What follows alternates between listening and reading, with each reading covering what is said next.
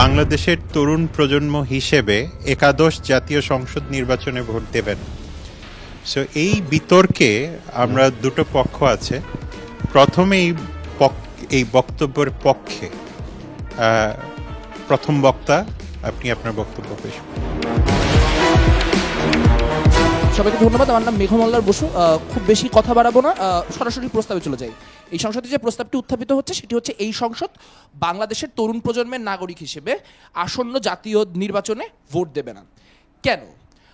প্রথমত আমাদের বোঝা দরকার যে আসলে ভোট দেওয়া বা না দেওয়াটি কি ইন্ডিকেট করে বা কি মিন করে। আমরা প্রত্যেকে একজন সচেতন নাগরিক হিসেবে আমাদের রাষ্ট্র কিভাবে পরিচালিত হবে এই বিষয়ে আমাদের একটা মতামত রাখার চেষ্টা করি।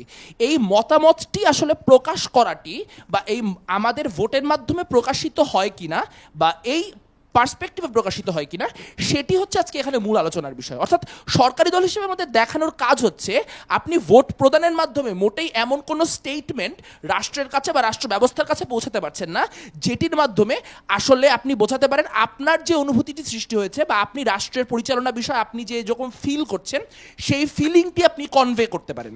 এটির অর্থ দ্বারা আমরা কি বোঝাতে যাচ্ছি? বোঝাতে যাচ্ছি যে আমাদের যে রাগ বা ক্রোধটি এটি কোনো নির্দিষ্ট রাজনৈতিক দলের প্রতি নয়, বরং গোটা রাজনৈতিক এস্টাবলিশমেন্ট বা প্রত্যেকটি প্রতিষ্ঠানের প্রতি।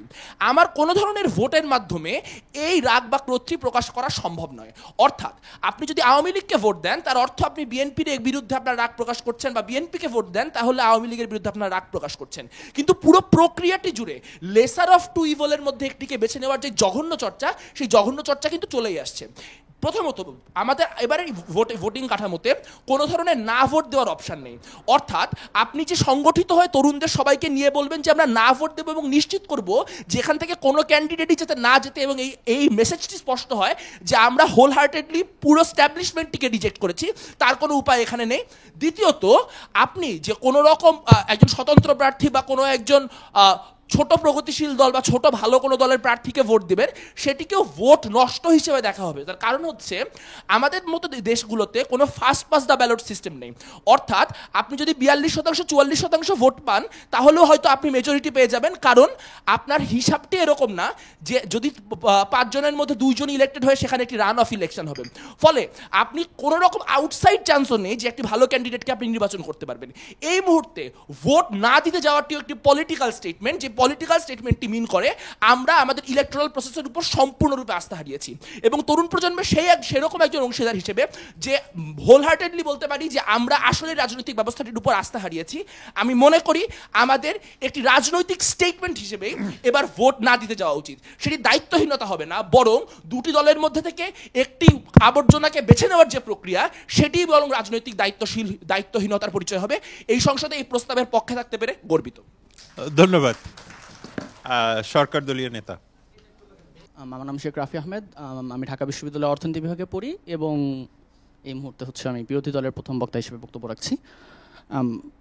শুরু করছি। প্রথমত সরকারি দলের যে সমস্যাটি আমরা দেখতে পাচ্ছি সেটি হচ্ছে তারা প্রচণ্ড এন্টি এস্টাবলিশমেন্ট একটি বিলিফে বিশ্বাস করেন, এবং আমাদের প্রাইমারি যে অপোজিশনের জায়গা সেটি হচ্ছে এন্টি এস্টাবলিশমেন্ট কখনো গ্রেটার গুড নিয়ে আসে না। রাদার আপনি যদি হলো গিয়ে সিস্টেমের পার্ট হয়ে সিস্টেমকে চেঞ্জ করার প্রচেষ্টাটা অন্তত করেন, সেটি গ্রেটার গুড নিয়ে আসে। এটা একটা এক্সাম্পল এবং একটা এভিডেন্স থাকাটা খুব দরকার। ধরেন আমি ইউএস ইলেকশনের কথাটা আমি যদি বলি, বার্নি স্যান্ডার্সের যে লেফটিস্ট ফলোয়ারগুলো ছিলেন যারা কিনা ওয়ার্কারদেরকে প্রায়োরিটাইজ করতে চেয়েছেন, যখন কিনা বার্নি স্যান্ডার্স ডেমোক্রেট প্রাইমারিতে হারেন এবং হিলারি ক্লিন্টনকে যখন নমিনেশন দেওয়া হয়, তাদের একটা মেজরিটি পোর্শন ওই ইলেকশনে ভোট দিতে যান না, অথবা তাদের একটা মেজরিটি পোর্শন রিটালিয়েট করার জন্য দেখা যাচ্ছে যে তারা ডোনাল্ড ট্রাম্পকে অনেক ক্ষেত্রে ভোট দিয়েছেন, স্পেশালি সুইং ভোটার যারা ছিলেন। প্রবলেমটা হচ্ছে এর ফলে আমরা একটা অত্যন্ত পপুলিস্ট লিডারকে ক্ষমতায় দেখতে পেয়েছি। অর্থাৎ আজকে বিরোধী দলের যে এন্টি এস্টাবলিশমেন্ট ফিলসফিটি রয়েছে, যেটি দ্বারা তারা পুরো সিস্টেমটাকে আমরা রিজেক্ট করব এই ধরনের একটা মেসেজ সেন্ড করতে যান, প্রথমত বাংলাদেশের এক্সিস্টিং পলিটিক্যাল স্ট্রাকচারে সেটি কখনো প্রতীয়মানই হবে না। কেননা সেটি এমন কোনো ধরনের ডেটা রিলিজ হয় না যে তরুণরা ভোট দিতে যায়নি, অথবা হচ্ছে এমন ধরনের কোনো ধরনের ইনফরমেশন আমরা কখনো দেখতে পাই না যে তরুণরা এই কারণে এটা করেছেন। সুতরাং তার যে এই প্রচেষ্টাটি এস্টাবলিশমেন্ট সেটি কখনো ফলপ্রসূ হবে না। দ্বিতীয়ত প্রিন্সিপাল যে জায়গাটি থেকে আমরা দেখছি যে রাষ্ট্রের সাথে আপনার যে সোশ্যাল কন্ট্রাক্টটি রয়েছে, যে রাষ্ট্র আপনাকে কিছু সুবিধা দিবে এবং এর পরিপ্রেক্ষিতে রাষ্ট্রের প্রতি আপনার কিছু দায়িত্ব পালন করতে হবে একটা ডেমোক্রেটিক সিস্টেমে, যেটার ফান্ডামেন্টাল যে দায়িত্ব সেটি হচ্ছে আপনি ভোট দিতে যাবেন এবং আপনার এই অধিকারটি প্র্যাকটিস করবেন। তৃতীয়ত, তারা বলার চেষ্টা করছেন এই অধিকারটি আপনি প্র্যাকটিস করতে পারবেন না, কেননা রাষ্ট্র এমন একটি অবস্থাতে রয়েছে যে রাষ্ট্র আপনাকে অধিকার দিতে পারে না, গণতান্ত্রিক প্র্যাকটিসগুলো আপনি করতে পারছেন না, নানা ধরনের সমস্যা, এই কারণে আপনি এস্টাবলিশমেন্টকে রিজেক্ট করবেন। প্রবলেমটি হচ্ছে, যেটি আমরা এতক্ষণের আলোচনাতেও দেখেছি, যে বাংলাদেশ প্রকৃতপক্ষে ডেমোক্রেসির বয়স মাত্র 28 বছর। আমরা 90 পর্যন্ত স্বৈরশাসনে ছিলাম, এর পরবর্তীতেও হলো গিয়ে আমরা অত্যন্ত বলা যায় একটি নবজাতক একটি ডেমোক্রেসি থেকে বর্তমানে বলা যায় যে কৈশোরে এসে উপনীত হয়েছি। এর মধ্যে সমস্যা ডেফিনেটলি থাকবে, কিন্তু আমরা দেখতে পেয়েছি সেখানে প্রগ্রেসও আছে। আমরা তত্ত্বাবধায়ক সরকারকে নির্মূল করতে সক্ষম হয়েছি, যেটা একটা অগণতান্ত্রিক ধারণা। আমরা সেখান থেকে বর্তমানে একটি এক্সিস্টিং সরকারের নিচে নির্বাচন করতে পারছি, সেখানেও সমস্যা রয়েছে, সেখানে আমরা দেখতে পাচ্ছি বিরোধী দলের সমস্যা হবে। কিন্তু আমাদের যে জায়গাটি সেটি হচ্ছে সেখানে প্রোগ্রেস এসেছে মাননীয় স্পিকার, এবং এই প্রোগ্রেসটি অত্যন্ত গুরুত্বপূর্ণ। এবং তৃতীয়ত যে বিষয়টি আমরা বলতে যাচ্ছি সেটি হচ্ছে, আজকে সরকারি দল তারা একটি এসকেপিস্ট মেন্টালিটি দেখানোর চেষ্টা করছেন। এই এসকেপিস্ট মেন্টালিটি কেন নৈতিকভাবে সমর্থনযোগ্য নয়? কেননা যত কিছুই হোক না কেন, এই রাষ্ট্র আপনাকে কিছু সুযোগ সুবিধা দিয়েছে, আপনাকে শিক্ষা দিয়েছে, আপনাকে এখানে কথা বলার জায়গা দিয়েছে, এবং সেই কারণে রাষ্ট্রের প্রতি যে দায়িত্বটি আছে সেটি আপনি যখন ভোটাধিকার প্র্যাকটিস না করেন, সেই দায়িত্বটি থেকে আপনি সরে যান, এবং এটি নৈতিকভাবে কোনোভাবেই সমর্থনযোগ্য নয়। ধন্যবাদ। ধন্যবাদ সরকারি দলীয় নেতা, আপনার মূল্যবান বক্তব্যের জন্য। বিরোধী দলীয় সদস্য। ধন্যবাদ মাননীয় স্পিকার। আমি ঢাকা কলেজের তানভীর সিয়াম জয়। বিতর্কটার এই পর্যায়ে যখন হচ্ছে গিয়ে তারা বলছেন যে আমরা এন্টি স্টাবলিশ যে সিস্টেমের মধ্যে বসবাস করছি, মুশকিলটা হচ্ছে আমাদের এই সিস্টেমের মধ্যে থেকে যদি আমরা ভালো করতে চাই, আমরা যদি নির্বাচনে অংশগ্রহণ না করি, আমাদের কোনো ডেটা রিলিজ হবে না, এরকম অনেক কথা হচ্ছে কি বিরোধী দল বলে গেল। মাননীয় স্পিকার, আমরা আপনাকে দেখাচ্ছি যে আমরা যদি ভোট দেইও এবং এই ভোটটা যে কাউন্ট হবে এবং এই ভোটটার জন্য যে একটা ভালো ফলাফল আসবে, সেটার কোনো গ্যারান্টি আমাকে এই বাংলাদেশ সরকার এখন দিতে পারছে না। সেই জায়গাতে দাঁড়িয়ে মাননীয় স্পিকার, আমি যদি ভোট দিব এবং সেই ভোট নিয়ে কারচুপি হবে না, সেই ভোট হচ্ছে গিয়ে কাউন্ট হবে, এরকম কোনো নিশ্চয়তা যখন আমরা থাকবো না, তখন আমরা তরুণরা বিশ্বাস করি এই আমাদের ভোট দেওয়ার এই চেষ্টা করা বা আমাদের এই নির্বাচনে যাওয়ার যে চেষ্টা করা, এই পুরো চেষ্টা করাটা আমাদের ব্যর্থ, এই পুরো সময় অপচয়। এবং এই জায়গা থেকে মাননীয় স্পিকার দূরে থেকে আমাদের এই সিস্টেমটাকে চ্যালেঞ্জ করতে হবে এবং সিস্টেমটাকে চোখে আঙুল দিয়ে দেখাতে হবে যে তোমাদের সিস্টেমে গরদ আছে বলেই আমরা আজকে ভোট দেইনি। দ্বিতীয়ত বললাম মাননীয় স্পিকার, রাষ্ট্রের প্রতি আমরা অনেক বেশি দায়বদ্ধ থাকবো, কারণ রাষ্ট্র আমাকে অনেক সুযোগ সুবিধা দেয়। মুশকিলটা হচ্ছে মাননীয় স্পিকার, আজকে যদি না ভোট দেওয়ার জন্য একটা সুযোগ থাকতো তাহলে অবশ্যই আমরা ভোট দিতে যেতাম। যেহেতু আজকে আমাদের কাছে না ভোট দেওয়ার এই সুযোগ সুবিধাটা নেই, রাষ্ট্র যেহেতু আমাকে এই সুযোগ সুবিধাটা দিচ্ছে না, ঠিক সেই জায়গা থেকে রাষ্ট্রের প্রতি এই দায়বদ্ধতা আমরা প্রকাশ করতে পারি না যে আমরা একটা নির্বাচনে গিয়ে ভোট দিব। যদি আমাদেরকে পুরোপুরি সুযোগ সুবিধা দিতে হতো তাহলে অবশ্যই মাননীয় স্পিকার রাষ্ট্রে আজকে আমাকে এই না ভোট দেওয়ার সুযোগটা দিতে বাধ্য থাকতো। 3 নম্বর মাননীয় স্পিকার, আজকে একটা গণতান্ত্রিক প্রেক্ষাপটের কথা বললাম মাননীয় স্পিকার। আমরা বিশ্বাস করি আজকে একটা তত্ত্বাবধায়ক সরকারের অনেক বেশি দরকার ছিল মাননীয় স্পিকার। আজকে যদি একটা তত্ত্বাবধায়ক সরকার থাকতো তাহলে মাননীয় স্পিকার আজকে আমার মতো একটা তরুণ এরকম চিন্তা করতে পারতো না যে একটা আজকে সরকার দল হচ্ছে কি তাদের একটা বায়াসনেস কাজ করাবে, আজকে সরকার দল তাদের ক্ষমতার একটা প্রসার ঘটাবে। আজকে যে মুহূর্তে আমরা দেখতে পাই মাননীয় স্পিকার, আজকে এখানে আমাদের তত্ত্বাবধায়ক সরকার নেই।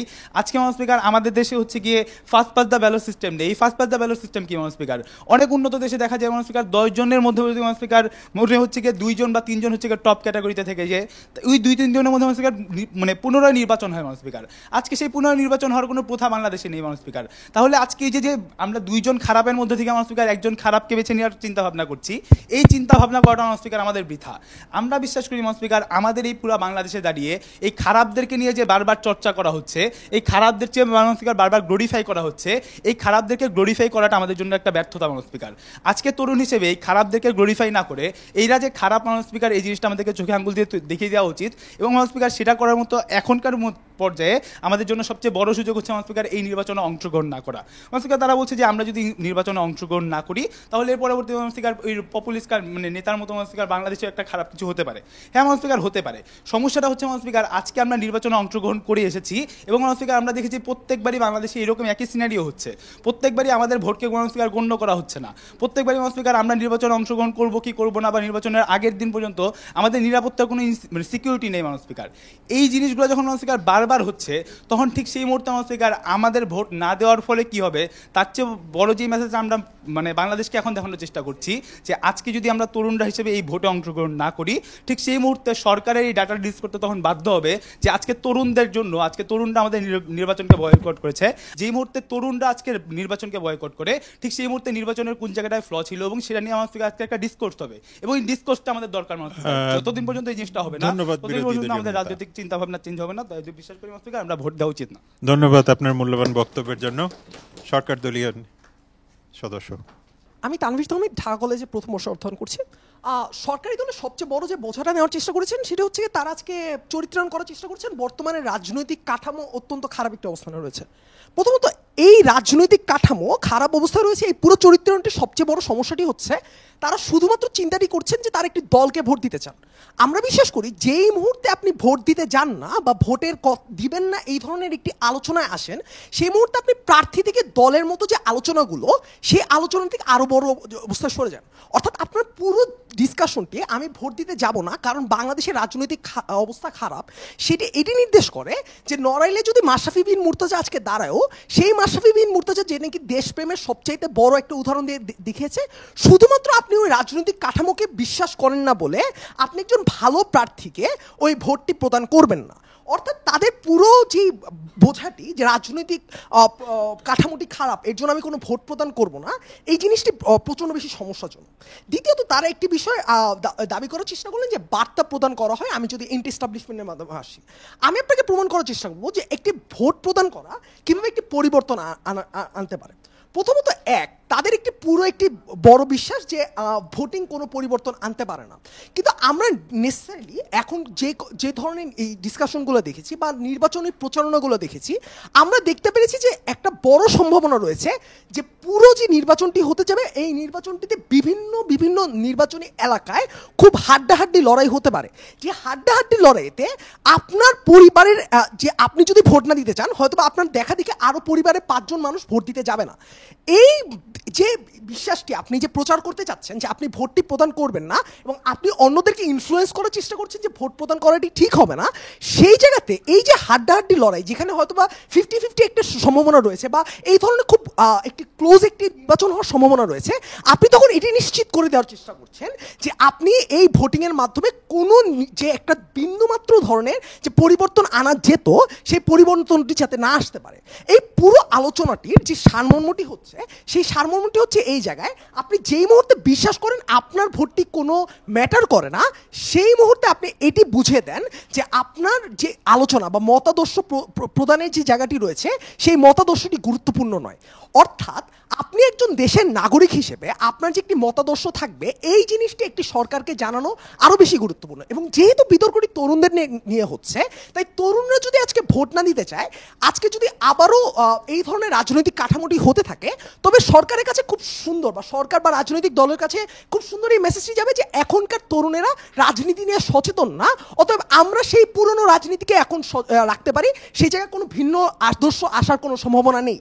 অর্থাৎ পুরো আলোচনাটি এই জায়গায় আসছে যে ভোটিং আপনাকে একটি ভালো রাষ্ট্র এনে দিতে পারে এবং এই জন্য আমরা বিশ্বাস করি যে আপনাকে অবশ্যই ভোট দিতে যাওয়া প্রয়োজন। ধন্যবাদ।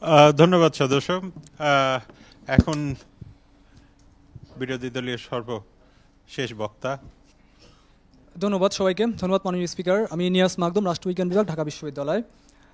আমরা তো তরুণ প্রজন্ম, বর্তমান সময়ের এই প্রজন্ম, আমরা মনে করি যে একাদশ জাতীয় সংসদ নির্বাচনে আমরা ভোট দেব না। কেন মনে করি মাননীয় স্পিকার? নির্বাচন হবে free, fair and credible election হবে। মানে without free, fair and credible election তো মিনিংলেস। নির্বাচন ফ্রি হতে পারে কারণ সবাই অংশগ্রহণ করতেছে, পার্টিসিপেটরি হচ্ছে, সবাই অংশগ্রহণ করতেছে। ফ্রি এবং পার্টিসিপেটরি নির্বাচন হতে পারে, বাট ফেয়ার নাও হতে পারে। ফেয়ার হওয়ার অনেক কন্ডিশন আছে, অনেক সিমটম আছে যেটা সারা নির্বাচন ফেয়ার নাও হবে না। কারণ আপনি দেখেন যে দলীয় সরকারের অধীনে বর্তমানে নির্বাচনটা হচ্ছে। বাংলাদেশে 1971 সনের পর থেকে আজ পর্যন্ত দলীয় সরকারের অধীনে কখনো কোনো free, fair and credible election হয় না। পার্টিসিপেটরি হতে পারে, বাট সেটা ফেয়ার নাও হতে পারে। কারণ সরকার দলীয় সংসদ সদস্যরা তারা সরকারি প্রোটোকল নিয়ে নির্বাচনী পরিচালনা চালাচ্ছেন, তার সকল ধরনের সুযোগ সুবিধা পাচ্ছেন, পুলিশ প্রশাসন তাদের আন্ডারে আছেন, পুলিশ নির্বাচনের আগের দিন অনেককে গ্রেপ্তার করতেছেন, ভয়ভীতি দেখাচ্ছেন। সাধারণভাবে মানুষের ভিতরে এক ধরনের উদ্বেগ এবং আশঙ্কা থাকতেই পারে যে নির্বাচনে তো সরকার এমনিতেই জিতবে, ভোট দেওয়ার দরকার কি? মাননীয় স্পিকার, আমি আরও বলতে চাই যে নির্বাচনী ভায়োলেন্সের ব্যাপার, বর্তমান নির্বাচন কমিশন এমন কোনো নিশ্চয়তা জনগণকে দিতে পারেন না যে নির্বাচনে ভায়োলেন্স হবে না। তারা নিজেদের ভিতরে কনফিউশন আছে, তাদের নিজেদের ভিতরেই মতবিরোধ আছে। সো যেখানে ভায়োলেন্সের আশঙ্কা আছে, আমি ইলেকশন কেন্দ্রে গেলে আমাকে লাশ হয়ে আসতে হবে কিনা আই ডোন্ট নো। সো আমি কেন যাবো ভোট দিতে যেখানে আমার জীবনের নিশ্চয়তা নাই? মাননীয় স্পিকার, ভোট কাউন্ট হবে কিনা তার কোনো গ্যারান্টি নাই মাননীয় স্পিকার এখানে। কারণ আমরা দেখতেছি, আমরা আগে নির্বাচন দেখেছি, আমরা দলীয় সরকারের অধীনে 1996 সনে বিএনপি সরকার নির্বাচন করেছে মাননীয় স্পিকার, সেখানে আমরা দেখেছি কীভাবে ভোট চুরি হয়েছে মাননীয় স্পিকার। উপনির্বাচনগুলো আমরা দেখতেছি মাননীয় স্পিকার। এই সরকারের অধীনে উপনির্বাচন হয়েছে, তার আগে বিএনপির আমলে এর সাথে সময় নির্বাচন হয়েছে এবং জিয়াউর রহমানের সময় নির্বাচন হয়েছে। দলীয় সরকারের অধীনে যতগুলো নির্বাচন হয়েছে একটা নির্বাচন অ্যাকসেপ্টেবল হয় না মাননীয় স্পিকার। কোন স্ট্যান্ডার্ডে কেউ অ্যাকসেপ্ট করে না যে নির্বাচনটা ফ্রি ফেয়ার ক্রেডিবল হয়েছে, মাননীয় স্পিকার। মাননীয় স্পিকার, আরও যে বিষয়গুলো আছে সেটা হচ্ছে না ভোট দেওয়ার সুযোগ। মাননীয় স্পিকার, লে সিভিলের কথা বলা হচ্ছে যে কাকে আমরা চুজ করবো, কম চোর, মানে কে বেশি চোর কে কম চোর। আমি যাকে কম চোর আমি বললাম, তারা বলবেন যে কম চোর তাকে চুজ করেন। আমি কম চোরকে চুজ করলাম, সে কম চোর যে নির্বাচিত হওয়ার পরে আবার যে বড় চোর হবে না তার কোনো গ্যারান্টি নেই মাননীয় স্পিকার। এবং এই নির্বাচনে না ভোটের কোনো সুযোগ নেই মাননীয় স্পিকার। তারপরে এই যে সিস্টেমটা, এই ইলেকশন, আমরা পলিটিক্যাল ডেভেলপমেন্টের কথা বলছি যে 1971 পর থেকে এই পর্যন্ত আমরা একটা সুন্দর এবং ডেভেলপড ইলেকট্রাল সিস্টেম আমরা এখনও দাঁড় করতে পারিনি মাননীয় স্পিকার। সো যেখানে আমরা একটা সুন্দর সিস্টেম দাঁড় করতে পারি না, যে ইলেকট্রাল সিস্টেমে গ্যারান্টি নেয় আমার ভোট কাউন্ট হবে কিনা, যে ইলেকট্রাল সিস্টেমে গ্যারান্টি নেয় যে একজন ভালো মানুষ আসবে কিনা মাননীয় স্পিকার, যে ইলেকট্রাল সিস্টেমে গ্যারান্টি নেয় যে মানুষের মানে জানমালের নিরাপত্তা থাকবে কিনা মাননীয় স্পিকার, সেই ইলেকশনে পার্টিসিপেট করে লাভ কি মাননীয় স্পিকার। মাননীয় স্পিকার, আরও কতগুলো বিষয় আছে, সেটা হচ্ছে যে সুপারস্টারদের কথা বললেন মাননীয় স্পিকার। মানে সুপারস্টাররা তো একটা আইডিওলজি বিলিভ করেন, মানে বড় বড় বড় তারকারা তারা একটা আইডিওলজি বিলিভ করেন। আমি তো সেই আইডিওলজি বিলিভ নাও করতে পারি, সুতরাং তাদেরকে ভালো মানুষ হিসাবে ভোট দিতে পারো, ঠিক আছে ফাইন, বাট সে যে মার্কা নিয়ে সে ইলেকশন করতেছে সেই মার্কাকে তো একজন পছন্দ নাও করতে পারে মাননীয় স্পিকার। সুতরাং এইভাবে তাদেরকে দিয়ে ভালো দেখানো যে আমরা ভালো প্রার্থী দিচ্ছি, ভালো ক্যান্ডিডেট দিচ্ছি, অনেক বড় বড় দেশপ্রেমিক লোকজনকে আমি প্রার্থী বানাচ্ছি মাননীয় স্পিকার, কিন্তু আপনি যেই দল থেকে বানাচ্ছেন সেই দল তো দেশপ্রেমিক নাও হতে পারে। আর্টিকেল 70 দেওয়া আছে মাননীয় স্পিকার, 70 নং অনুচ্ছেদ। আপনার পার্লামেন্টে আপনার সরকার দলীয় লোক এমপি মন্ত্রিপরিষদ থেকে যে প্রস্তাবটা আনা হবে সেই প্রস্তাবের বিরুদ্ধে একজন আপনার দলেরই একজন খুব যোগ্য এবং ভালো ব্যক্তি বিরোধিতা করতে পারবে না। আপনি আইসিটি অ্যাক্ট করলেন, কিন্তু আপনার দলের একজন এমপি যে আইসিটি অ্যাক্টের বিরোধিতা করে, মানে যে পছন্দ করেন আইসিটি অ্যাক্ট হোক, তো সে কিন্তু আপনার দলের ওই ভোটে প্রস্তাবের বিরুদ্ধে ভোট দিতে পারবে না। আর্টিকেল 70 সংবিধানে আছে। সুতরাং এই ভোট দিয়ে আমি কাকে রিপ্রেজেন্টেটিভ করবো, আমি যাকে প্রতিনিধি বানাবো, ধন্যবাদ মাননীয় সদস্য, আমার মতামত রিফ্লেক্ট করতে পারবে না পার্লামেন্টে। ধন্যবাদ মাননীয় সদস্য আপনার গুরুত্বপূর্ণ বক্তব্যের জন্য। আজকের এই অধিবেশনের সর্বশেষ সংসদ সদস্য, আপনি আপনার বক্তব্য পেশ করুন। ধন্যবাদ। আমার নাম মোহাম্মদ তামহিদুল ইসলাম, আমি ঢাকা রেসিডেন্সিয়াল মডেল কলেজে নবম শ্রেণীতে পড়ি। বিরোধী দলের সবচেয়ে বড় যে বার্ডেনটি ছিল সেটি হচ্ছে দেখানো যে আমি যদি আজকে ভোটটা না দিতে চাই তাহলে আমার কী কী প্রোডাক্টিভিটি আসবে, এবং যদি কিনা আমি ভোটটা দিতে চাই তাহলে আমার কী কী সমস্যা হবে। তো আমাদের প্রথমত যে প্রশ্নটি উত্তর দিতে হবে সেটা হচ্ছে আমরা ভোট কেন দিব না। ভোট মানুষ তখন দেয় না যখন প্রথমত তাদের কোনো ধরনের লাইফ রিস্ক থাকে অথবা তাদের প্রোডাক্টিভিটি কোনোভাবে কমে যায়। আমরা বিশ্বাস করি যদি কিনা আপনি ভোট দেওয়া না দিয়ে প্রতিনিয়ত বিভিন্ন সোশ্যাল স্টেটে বিভিন্ন ধরনের স্ট্যাটাস দিতে পারেন, বিভিন্ন কাদা ছড়াছড়ি করতে পারেন, তাইলে একটুখানি হেঁটে একটা ভোট কেন্দ্রে যেয়ে ভোট দেওয়াতে আপনার কোনো অনেক পরিমাণে কমে যায় না। এবং দ্বিতীয়ত সেটা হচ্ছে যখন কিনা আপনার ভোটের কোনো গুরুত্ব থাকে না, যেটা এখানকার সবচেয়ে বড় আর্গুমেন্ট ছিল তাদের দল থেকে। আমরা এটা বিশ্বাস করি না যে গুরুত্ব থাকে না, কেননা আপনি চিন্তা করেন, আমরা বিশ্বাস করি যদি কিনা আমাদের ওয়ার্স্ট কেস সিনারিওতে আপনি ভোট দেওয়ার পরেও আপনার ভোটের কোনো গুরুত্ব থাকে না, তারপরেও আপনি ভোট দেওয়ার পরে আপনার নিজের মতাদর্শে আপনি বিশ্বাস করা শুরু করেন যে আপনি রাষ্ট্রের একটি অংশ। কেননা আপনার ভোট একসাথে অনেকগুলো জিনিসের গুরুত্ব বহন করে। সেগুলো কি? সেগুলো হচ্ছে প্রথমত আপনি ভোট দেওয়ার মাধ্যমে আপনার যে রাষ্ট্রের প্রতি দায়িত্ব সেটি রেগুলার প্র্যাকটিস করে যান, যার ফলস্বরূপ আপনি বিশ্বাস করা শুরু করেন যে এই রাষ্ট্রের একটি অংশ আপনি, অথবা এই রাষ্ট্রের যে কোনো ধরনের সিস্টেমেটিক পরিবর্তনের মধ্যে আপনি একটি ভূমিকা পালন করেছেন। সেটি পরবর্তীতে সফল হয় কি হয়নি পরের কথা, কিন্তু আলটিমেটলি এই রাষ্ট্রের একটি অংশ হিসেবে আপনি থাকতে পেরেছেন। আমরা বিশ্বাস করি এটি খুবই গুরুত্বপূর্ণ। দ্বিতীয়ত সেটি হচ্ছে তারা বারবার বলার চেষ্টা করলেন যে আমরা বর্তমানে অনেকগুলো সমস্যার সম্মুখীন হই, যে কারণে আমাদের ভোট দেওয়া উচিত নেই। তারা একটি মেসেজের কথা বললেন।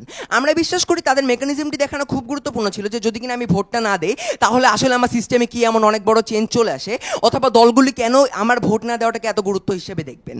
এবং আমরা বিশ্বাস করি যে ইউএসএতেও জেরিমেন্ডারিং এর মতো জিনিসপাতি হয়, এক্সোমোবিল ইউএসএতেও বিগ বিজনেস করে থাকে।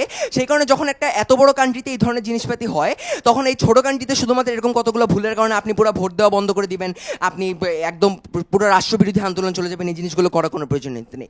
এবার দেখাবো প্রথমত প্রিন্সিপালি কেন এটি আপনি একটি দায়িত্বের মধ্যে পড়ে।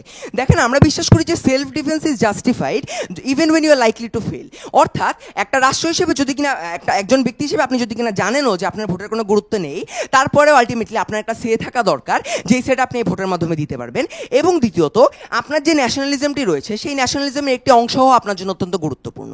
কেননা আলটিমেটলি যেই মতাদর্শের কারণে আপনি এই দেশে থাকতে পেরেছেন এবং বর্তমানে প্র্যাকটিস করছেন, আপনার দৈনন্দিন জীবন আপনি পেয়েছেন, সেই ন্যাশনালিজমটাকে রেসপেক্ট করা আপনার জন্য অত্যন্ত গুরুত্বপূর্ণ।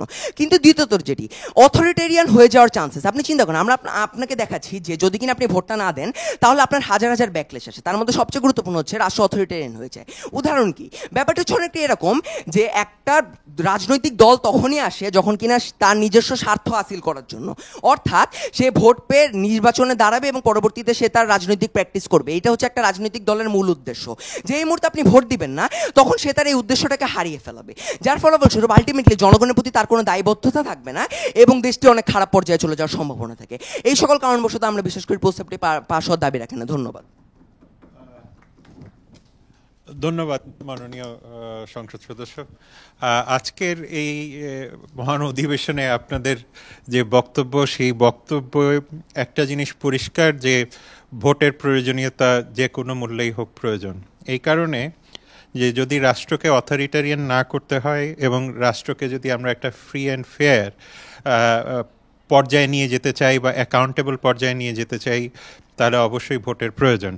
যদিও বিরোধী দল খুব স্ট্রংলি বলেছেন যে যেহেতু নির্বাচনী অ্যাটমসফিয়ার বা ক্লাইমেট নাই, সেই কারণে ভোট দেওয়ার জাস্টিফিকেশন নাই, কিন্তু অন্যদিকে ন্যাশনালিজম বা রাষ্ট্রের যে দায়িত্ব, সোশ্যাল কন্ট্রাক্ট, সেই ক্ষেত্রেও সরকারি দল খুব জোরালোভাবে বক্তব্য রেখেছেন।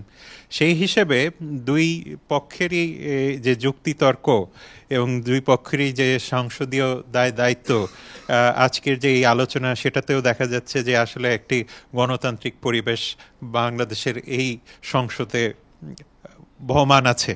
সেই হিসেবে আমি মনে করি যে আজকের যে রেজলিউশনটা আমাদের এই মহান সংসদে দেয়া হয়েছে, সেই বিষয়টিকে গ্রহণ করা হলো না। এই কারণে গ্রহণ করা হলো না যে প্রত্যেকের যার দায়িত্ব সেটা প্রত্যেক সংসদ সদস্যই পালন করবেন, কারণ এটা আপনার সাংবিধানিক দায়িত্ব। ধন্যবাদ। এবং আমি স্পিকার হিসেবে আমার ডেপুটি স্পিকারকে আপনাদের জন্য একটু বক্তব্য রাখার, যদিও আমি মনে করি আমাদের ডেপুটি স্পিকার বিরোধী দল থেকে এসছেন, উনি উনার দলীয় আনুগত্য দেখালেন। কিন্তু এখানেও এটাও একটা কথা ঠিক যে বিরোধী দলের যে কথাটা বলা হয়েছে যে সঠিক পরিবেশ না থাকলে ভোট দিতে যাবে কি করে, এটা তো সত্যি কথা। জানমালের নিরাপত্তা না থাকলে যাবে কি করে, এটাও সত্যি কথা। এবং মাস্টার্স হায়ারার্কি বলে যে আমার যদি উপর থেকে দিনের শেষে আমি যদি এখানে আমার সেফটিটাকে সবার আগে প্রায়োরিটি দিব, রাষ্ট্র যদি আমাকে আমার ওই সিকিউরিটি না দেয়, তাহলে কিন্তু আমার এই দিকে এইভাবে আমার নির্বাচনের এখানে সন্দেহ দেখা যাবে, সংশয় দেখা যাবে। এবং তরুণরা যদি এখানে সংশয়ে ভুগে, তাহলে এটা হচ্ছে দেশের জন্য, জাতির জন্য, ভবিষ্যতের জন্য হচ্ছে একটা বিপদের ব্যাপার। সুতরাং একটা অনুকূল পরিবেশ করা উচিত যেখানে তরুণদের মধ্যে সাহস যোগায়, অনুপ্রেরণা যোগায় এবং এখানে কনফিডেন্সটা আসে। এবং আশা করি এখান থেকে বেরোয় আপনারা ভদ্রতা, শালীনতা বজায় রেখে কেউ কারো উপর আক্রমণসুলভ কোনো রকম ব্যবহার করবেন না। ধন্যবাদ।